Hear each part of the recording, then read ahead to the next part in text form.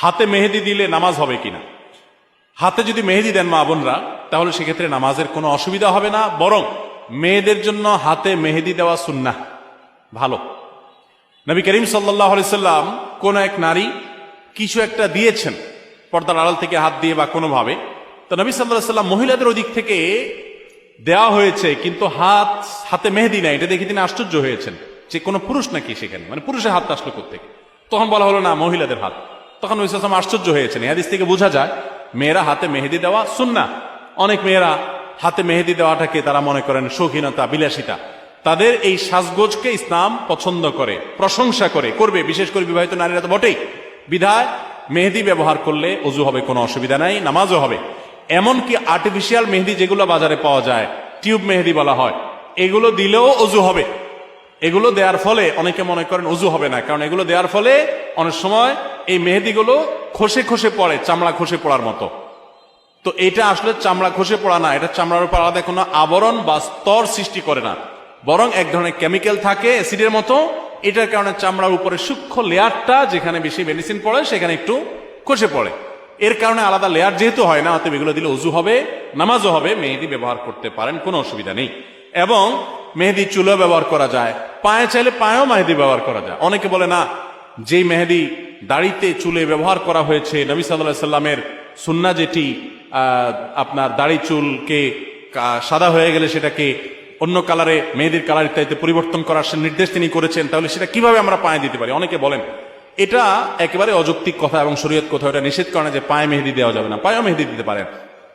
এবং যারা মনে করেন যে দাড়িতে চুলে ব্যবহার করে যে জিনিস, সে জিনিস পায়ে দেওয়া যায় না, তো তেলও তো দাড়িতে চুলে মানুষ ব্যবহার করে, তো তেল পায়ে দেন কিভাবে?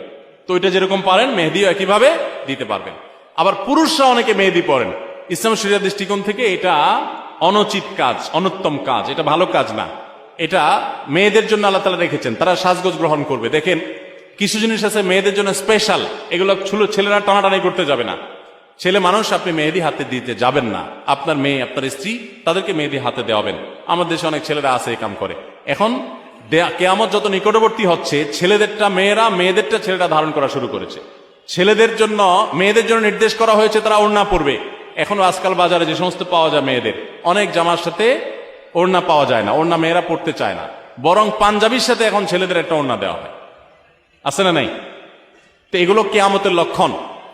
শয়তান নারী পুরুষের মধ্যে এ ধরনের অস্থিরতা তৈরি করবে, এটা কিয়ামতের আলামতের মধ্যে থেকে একটি বিধায়। এগুলোর উপর আমাদের সাবধান থাকতে হবে। মগ বা বালতির ভেতরে হাত ঢুকিয়ে দিয়ে ওযু করা যাবে কিনা?